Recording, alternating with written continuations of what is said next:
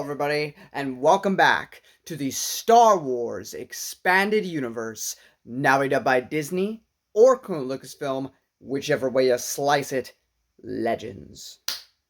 Again, still surprised if that became a catchphrase. Today, we find out that Karen Travis writes Boba Fett the best, in my opinion. I know I'm going to piss people off with that one. Before I get to the main topic today, I have a couple other things to mention. We have in Marvel issue 81, which is the Jawas of Doom or something like that. It's the issue where Boba Fett escapes the Sarlacc pit. Is this a contradiction to the expanded universe? Not necessarily. As Matt Wilkins has mentioned in his review of this story, he falls back into the Sarlacc pit by the end of it. Therefore, when he officially comes out, it's not exactly broken, but then you're like, why doesn't he remember coming out the first time? Well, I have two arguments for that. One is the one that Matt said, which is that, well, he probably got a concussion and simply didn't remember because when Matt was on his roof once doing stuff, he fell off the roof and he was okay, he landed correctly, but he sat down for a bit, relaxed, then went about his day, and up until he found a picture with a bunch of nails stuck in his hand or something, he completely forgot that day ever happened. It wasn't in his mind anymore until he saw a picture that reminded him of that day, and he was like, oh, that happened. My mind just completely blocked it from memory because he had a slight concussion. But I'd also argue, why would Boba Fett mention it? What relevance would that add to anything? So, there's that. That being said, there is a time jump you could fit in here because there is a time with Han on Endor, and then there's a cutaway to them heading toward Tatooine. Because this is also contradictory because it's begins a day after Episode 6, but then of course Truce of Bakura takes place a day after Episode 6. However, you could have the Endor sections happen, and then the whole crisis with Bakura happens, and then Han and Leia head to Tatooine. So that's how you could kind of fit that in there. But basically, Han wants to get some money back, and then Boba Fett shows up. There's a huge action piece. Boba Fett ends up falling back into the Sarlacc pit. That's the gist of it. Now, there's one specific panel that was absolutely just wonderful in this comic, which is when Han enters the Falcon by himself, and he's just kind of talking mundanely, and then he starts, he looks down, and Chewie's behind him, and he's like, I'm fine, why would anything be wrong? And then he just starts falling in Chewie's arms. And it was just absolutely splendid, and it kind of comes out of nowhere, but it really doesn't. I mean, think about this. Han Solo gets tortured for no other reason, because they didn't ask him any questions. Remember, he says in Episode 5, they just tortured him simply so that way, Luke would, maybe sense that in the Force and it would show up. That's the only reason they tortured him. It wasn't to get any information. They usually just bait. Immediately afterwards, he gets frozen in carbonite. 6 months of time passes away, and then he's unfrozen. And then everything in Episode 6 happens, and then, expanding universe, the Bakura incident happens.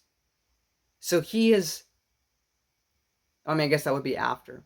But, he has had no time to really process what has happened to him. And so in that moment, it all comes out. And it was a beautifully done one page of the comic. The other thing we have is Tales from Jabba's Palace. A barf like that. This is the story about how Boba Fett got out of the Sarlacc pit. It's interesting. The Sarlacc uses the voices of dead people to kind of mess with Boba Fett. I don't want to spoil too much. It's a short story. It's a lot of fun. For those of you who are Halo fans, the thing it reminded me the most of is the Gravemind from Halo. But it's very good. By the end of it, Fett escapes. Now, to the title of this video. The Bounty Hunter Wars. Book 1. The Mandalorian Armor. Probably backwards for you again. By K.W. Jeter. Jeter? I don't know.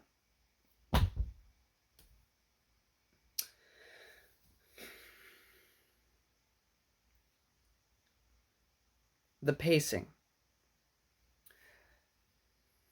The pacing in this book is awful. It is one of the slowest reads I have ever endured for this channel. It is so abysmally boring at times. I don't know how you do that. Now, I was going to make a joke that this is still better than Book of Boba Fett. I have not seen Book of Boba Fett. I'm not going to say that. You people tell me. I'm willing to concede that Book of Boba might be better, because this is boring. I don't know, guys. I don't know. Let me give you the gist. Okay? The reason it takes place here. Present day story. Boba Fett's out of the Sarlacc pit, as we saw in that other short story. And the comic, if you're counting that. And Dengar saves him with this other chick who I've already forgotten her name because I don't care about her. It's not his wife. He sent her off. Or the girl he's going to marry from the short story. From the Tales of the Bounty Hunters. Anyway, so for a good portion of it, Boba Fett is recovering from the Sarlacc. And then he's working with Dengar and stuff. That's basically the current day plot line. Then the rest of the book is a flashback to after episode 4, where we get to focus on the bounty hunters. Right? This is a winning formula. This is brilliant. You got Zuckuss. You got Bosk. You got his father Kradosk. Right? You got IG-88. You got all the players to make this work. In the past, basically, Xizor has this whole, freaking really long spiel. Long spiel about why the Bounty Hunters Guild needs to end. And so they're trying to use Boba to do that, and then destroy Boba too. So Boba, because the whole thing, and this is the one beautiful thing about Ryder Winham, back during episode 2 Adventures, which I discussed way long ago. They're basically a bunch of young adult books that took place before episode 2. There is 3 books that focus on Jango Fett. In that one has Kradosk and Bosk, and the Bounty Hunters Guild is mentioned. So that was a nice connection to this book. That being said, basically, Boba Fett's trying to destroy it from the inside. Xizor has his grand scheme. Vader makes an appearance. Palpatine makes an appearance.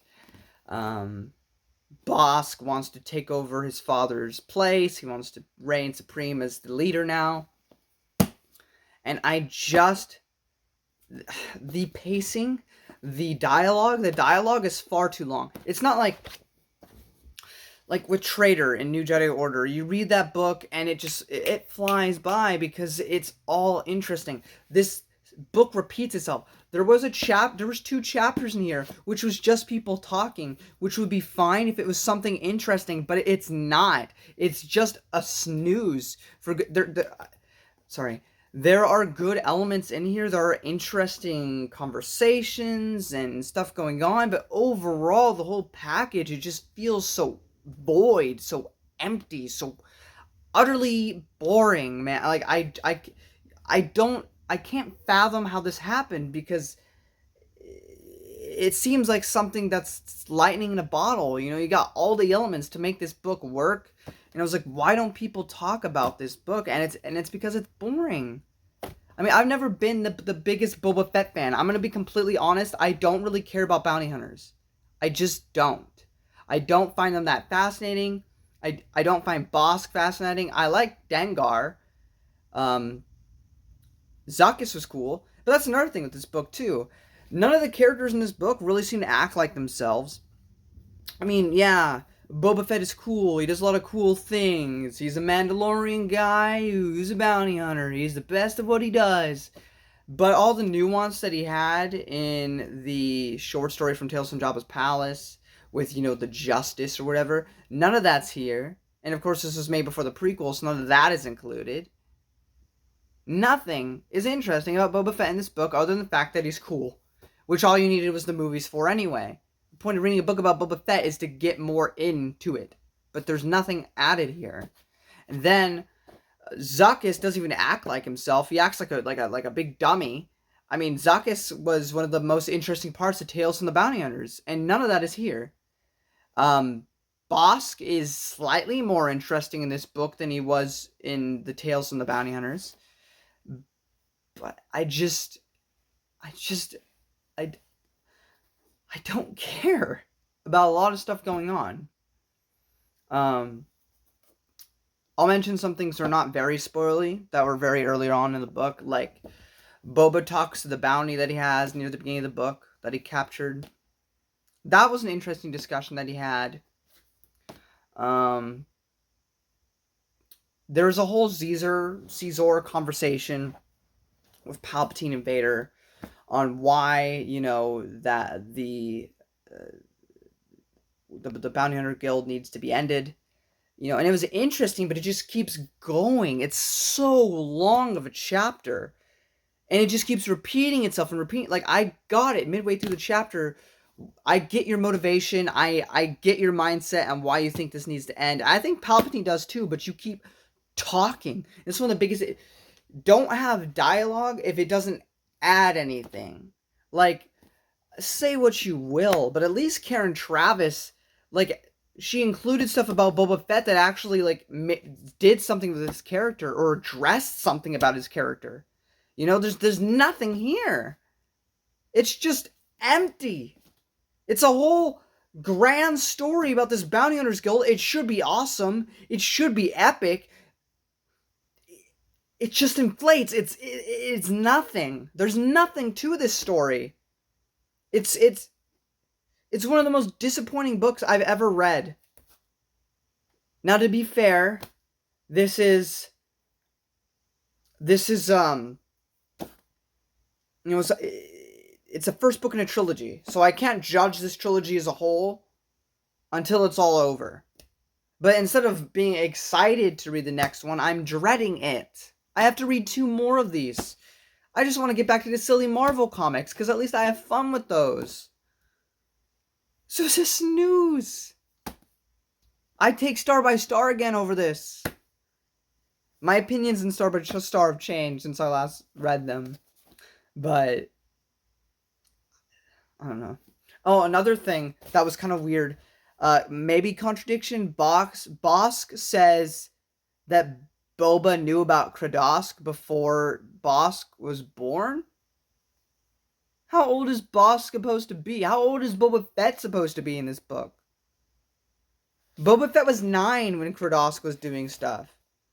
The only time the most you could say is that Boba Fett learned about Kradosk and Bossk at the same time, if we're going by the Star Wars Episode 2 Adventures. But there's no way that Boba Fett knew about Kradosk before Bossk was even born. Because Bossk is older than Fett. I think. I don't know. So that was another issue. I don't have any spoilers for you. I don't want to talk about this book anymore. There's interesting parts in it. So it probably wouldn't be the worst thing. We still have, Siege and Gambit approaching Storm, which is more boring than this by a long shot.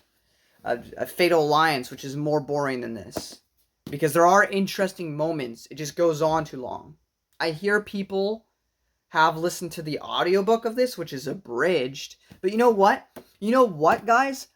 I hate abridged audiobooks. But it's probably better if you just listen to the abridged audiobook. Because this book is too long. The biggest issue with this book is the pacing. It is awfully slow, tedious, and longer than it needs to be. This book is 386 pages. It did not need that. It could have been done in maybe 260. It did not need to be 386 pages. It's far too long for what the story is in this particular book anyway. I'm sorry, it's probably one of my most negative reviews of all time. This chick, She's nothing character. I have nothing to add about her. Dengar, he's fine. He's better in the book or in the short story written by Dave Wolverton. And him, this man, the man of the hour, the man we all love to see. You know, I never really cared about him to begin with. And this book didn't change my opinion to that. And even if you love Boba Fett, even if Boba Fett's one of your favorite things in Star Wars, I don't think you're going to like this book. I don't think you will. There's a reason nobody talks about these, and I think I learned why. This might be the most negative I've ever been in a review, guys. I don't mean to be. I try to find the positive. There's some interesting conversations, interesting characters. Oh, I forgot to mention, there's this spider dude. He's very conniving. He's mischievous. He's trying to play the game on all angles. He's trying to play the game on Palpatine, on the Bounty Hunters Guild, on Boba Fett. He's playing everyone. He's so good. He's fine. I mean, he's a cool concept. I've seen the art of him. It's cool, I guess. He's fine. But that's the thing. He's not horrible. I don't want to say this book's horribly written. It's not. But he's just there. He's fine. Kuat of Kuat. Doesn't like Boba Fett. Okay? I don't care about him either. It's just... This should be a banger. It's Boba Fett and the Bounty Hunters Guild.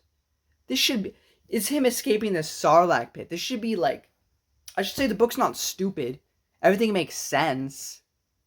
It's just boring. And you shouldn't be bored in reading a Star Wars book. It's the last thing you should be doing or feeling. Being bored is worse than hating a book. Because at least if you hate a book, like Quality Autism hates Legacy of the Force, at least you feel some sort of emotion, even if it's extreme hatred. There's nothing worse than just feeling empty, feeling nothing. Which is what I felt with this. This might be in the top 10 worst. It's going to be in a lower tier because there are worse books. Approaching Storm, Fatal Alliance, Gambit. Kara Holtz with her whole Knight Errant book crap and Into the Void. Dawn of the Jedi, garbage book too. Maybe all of Fate of the Jedi too, because I wasn't a big fan of Fate of the Jedi. Or at least less so than Legacy of the Force. Crucible might be on there. I have to read that a second time to find out.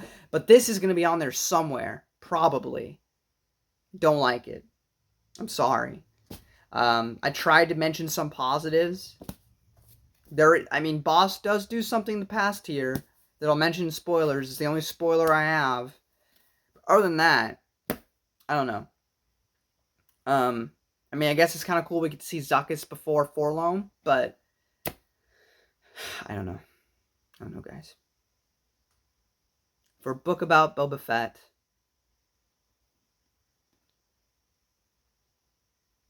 it's a massive disappointment. And any of you who are in a good relationship with your parents will know, I'm not angry. I'm just disappointed. That's pretty much it, guys. If you enjoyed this video, give it a thumbs up. Sharing helps a ton. Don't forget to subscribe. If you don't want spoilers, leave now. I only have one. Zero warning. Not that you should care. Here we go. Bosk, near the end of the book, in the past, after episode 4, during the Rebellion era, he kills his father and becomes the new head at the Bounty Hunters Guild. And I'm sure we'll see more about that in the next book. And that's the biggest thing. I liked that scene. One of the few scenes I liked. There you go. That's pretty much it, guys. Until next time, may the Force be with you. Pray for me.